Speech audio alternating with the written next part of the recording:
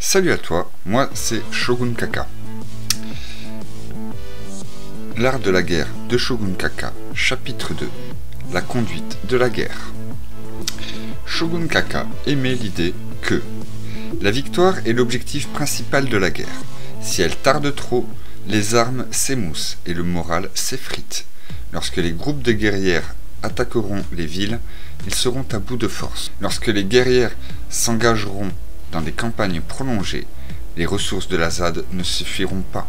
Lorsque vos armes auront perdu leur tranchant, que votre ardeur sera éteinte, que vos forces seront épuisées et que votre trésorerie sera réduite à néant, les États voisins profiteront de votre détresse pour agir. Et même si vous avez des barricadiers avisés, aucun d'entre eux ne sera en mesure de dresser des plans adéquats pour l'avenir.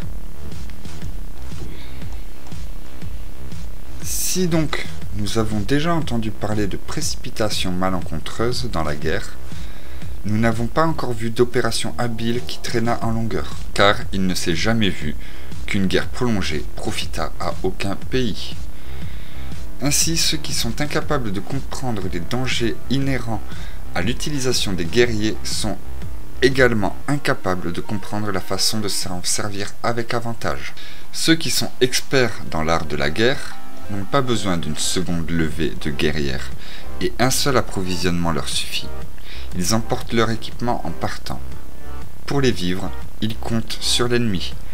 Les guerrières sont ainsi abondamment ravitaillées. Lorsqu'un pays est appauvri par les opérations guerrières, c'est à cause du prix de revient des transports sur une longue distance. L'acheminement lointain des approvisionnements laisse les humaines dans le dénuement. Là où se trouvent les guerrières, les prix sont élevés. Lorsque les prix montent, les richesses des humains s'épuisent. Lorsque les richesses de la ZAD sont épuisées, les humains sont pressurés.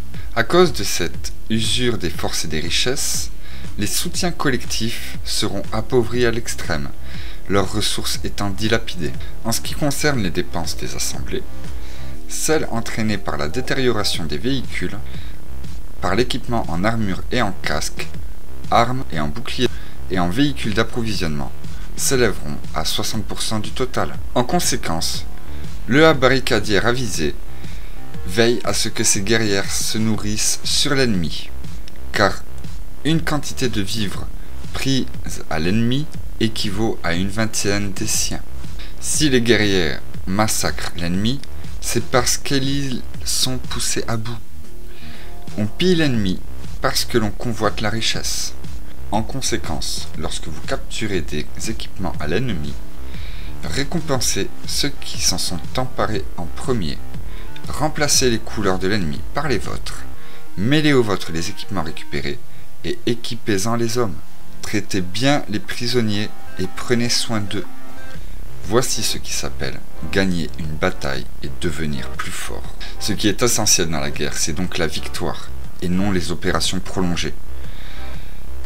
C'est aussi pourquoi la barricadière qui comprend la guerre est le ministre du destin des humaines et l'arbitre de la destinée de la ZAD. En espérant que vous me lâchez un petit like, je vous invite à vous abonner pour pouvoir suivre la prochaine fois où je mettrai en lumière un Shogun Kaka. Allez, ciao, bye bye.